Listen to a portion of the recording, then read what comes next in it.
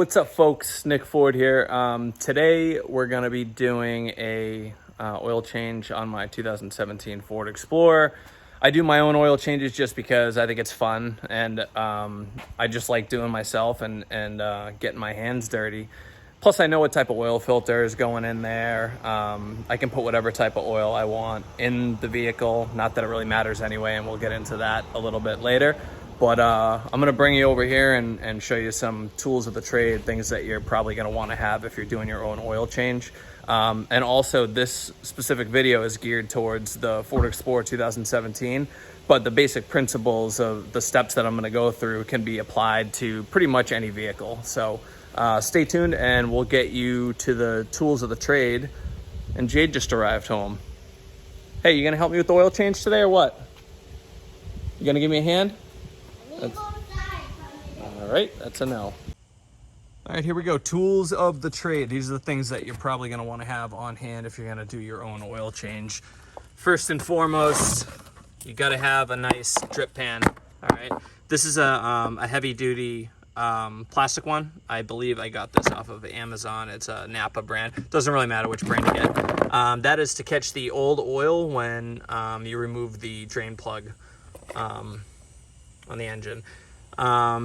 You're gonna wanna have a funnel specific for oil, like so. You're gonna wanna have some either latex gloves, nitrile gloves, heavy duty gloves for liquid. You don't wanna have oil seeping into your skin. It's not good for you. What I have here is a Craftsman hydraulic jack. So I'm gonna use this to actually lift up the front end of my vehicle. I'm back there though. Jade came to help. I'm gonna use this to lift up the front end of my vehicle, and then I'm gonna put the Craftsman, I have 3-ton jack stands that I'm gonna use to keep the vehicle in place. And of course your creeper, if you want a creeper. There it is, with a creep on it. All right, so we're just about ready to jack this bad boy up. Again, I'm using a Craftsman hydraulic jack. When you get under the vehicle, you'll notice at the front, you want to make sure your jack's centered too on the front. This crossbar right here, the front, iron, all right, steel, whatever it is. Don't know, not a mechanic, don't know what it's called. What I do know is that this is where that jack, the face of that jack should go. This is where we should be lifting the vehicle up from if you're doing it from the front. Make sure that the jack is centered and on a piece of iron like this. You don't want to put it on the exhaust pipe. You don't want to put it under the transmission. You don't want to put it on your bumper, nothing like that. Right on that beam, nice and sturdy. That thing isn't going anywhere. Let's jack her up.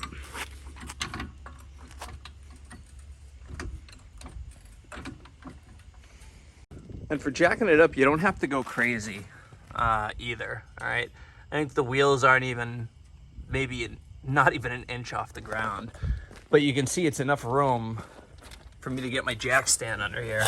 So with the jack stand, this nice metal piece right here, all right, another big part of the car that isn't gonna break, all right? So extend that up there, make sure this is locked in, which it is. And we're gonna do the same thing on the other side. Quick note on engine oil too. It really doesn't matter which brand of engine oil you get, whether it's Pennzoil, Napa brand, Amazon brand, Mobil One, it all comes from the same place.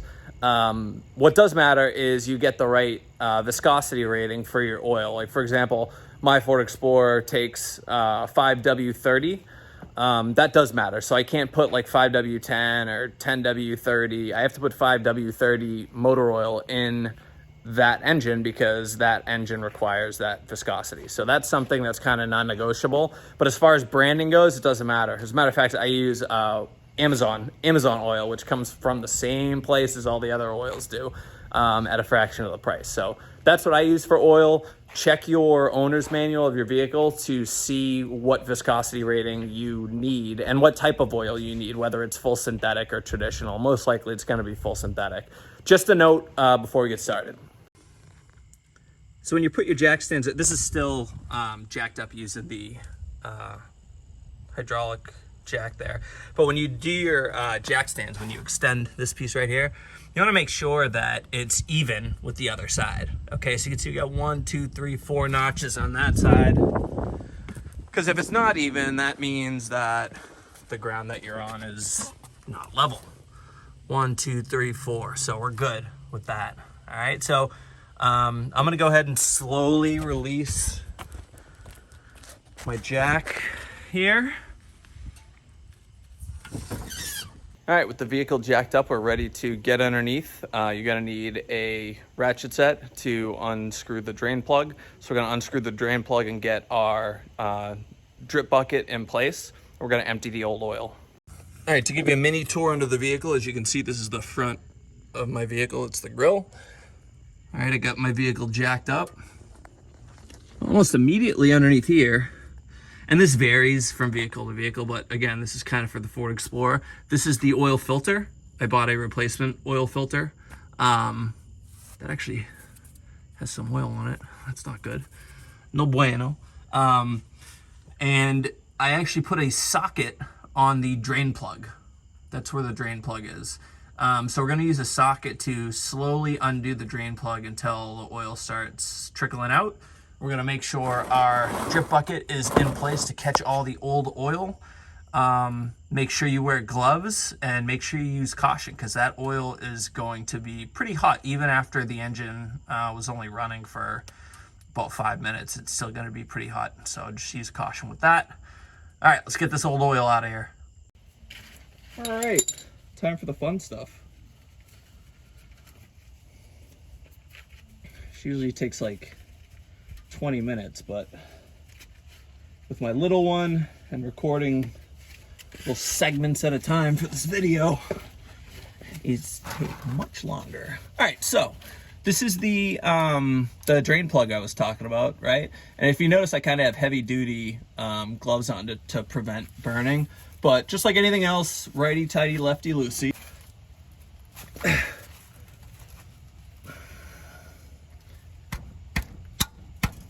You might have to whack it a few times like that. All right, so we're gonna start slowly undoing it. And then once it gets like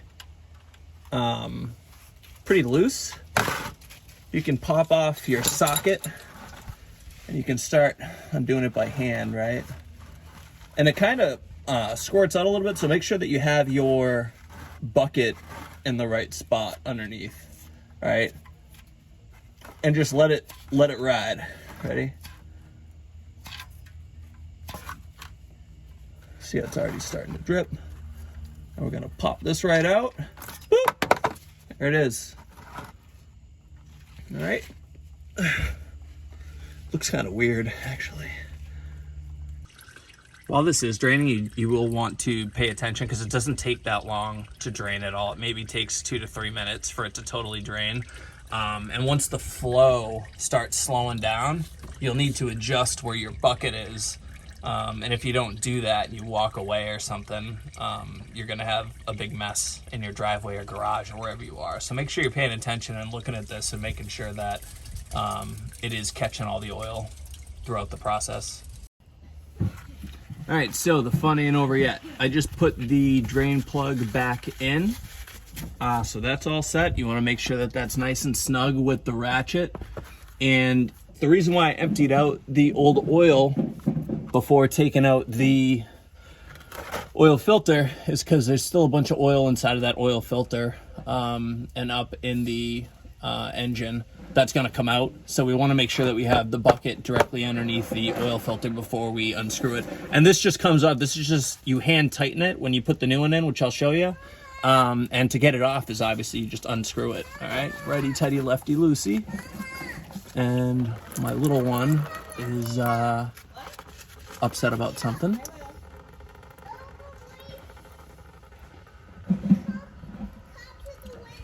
right, so same thing, you just unscrew that kind of little by little until it starts trickling.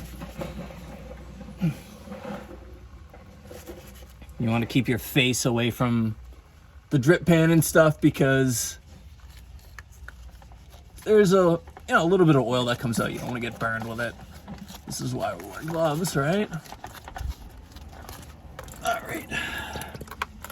All right, so that came right out. Old oil filter right here. Whoop!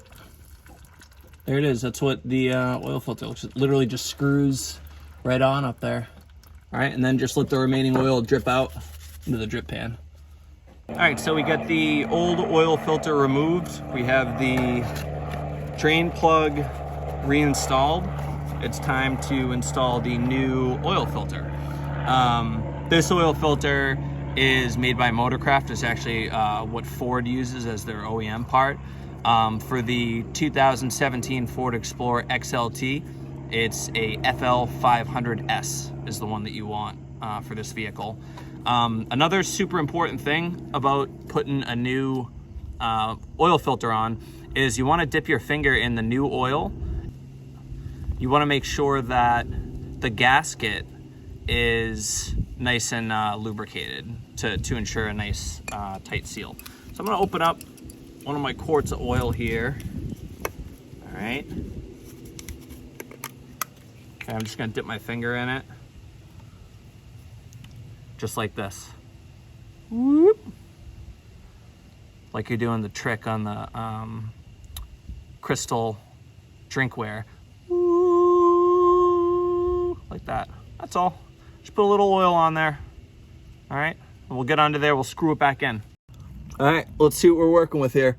Right there is where the oil filter goes. There's obviously no oil filter on there now because I just took the old one off. So I'm gonna take our new oil filter. All I'm gonna do is take the new oil filter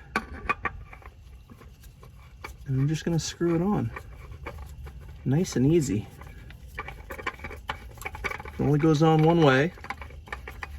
Another important thing about installing oil filters on vehicles is you just want to hand tighten, all right? That's it. You don't want it on there super, super tight. All right, just hand tighten, that's it. That's good to go. DIY oil change right there, specifically for the Ford Explorer 2017 XLT. Again, at the beginning of the video, I said that the video I made was specific to the Ford Explorer 2017. However, the basic principles and the steps that I sort of did everything in are relatively the same in most cases. Some cars will have different types of oil filters where you'll need an oil filter wrench to get it off instead of hand screwing it. Some oil filters are a little higher up and accessible from opening the hood, so on and so forth. But the basic steps and the safety measures that I outlined are going to be pretty consistent regardless of the vehicle that you're working on. Just a few extra notes after watching the video and putting everything together, obviously. I saw a few bloopers. The biggest one was when I removed the oil filter. I didn't have my towel with me. That's why when I started unscrewing the oil filter, all that oil came out all over my hand. Wasn't that big of a deal, but in real life, if I wasn't recording myself, I usually do take a towel and unscrew it with the towel in my hand just to reduce the mess. Just a friendly reminder that oil is hot. The components underneath the vehicle are hot. Make sure you're wearing proper hand protection and all that good stuff. Eye protection probably isn't a bad idea. And have fun with it. You know, it's a nice little skill to have. I tinker around. I'm by no means a mechanic, as you guys and girls saw. But hopefully this video can kind of show you that it's really not that big of a deal to change your own oil. Anyway, thanks for watching. I'm going to provide a few links in the description below for the oil filter I use for the Ford Explorer. It's going to be different based on what vehicle you use. So if you're driving a Honda Civic, don't go and order that filter and then yell at me because it's the wrong filter. Do your research. Same goes for the like the jack stands and the drip pan. I'm gonna just put those links down there so that way, like if you don't have any of the tools, you can pretty much just get whatever you need from the links below. And when you use the links below, you're actually supporting my blog. I do get a commission, a small commission for every purchase made, and it doesn't cost you anything anyway. So I hope you like the video. If don't you even think about subscribing to my channel, don't do it.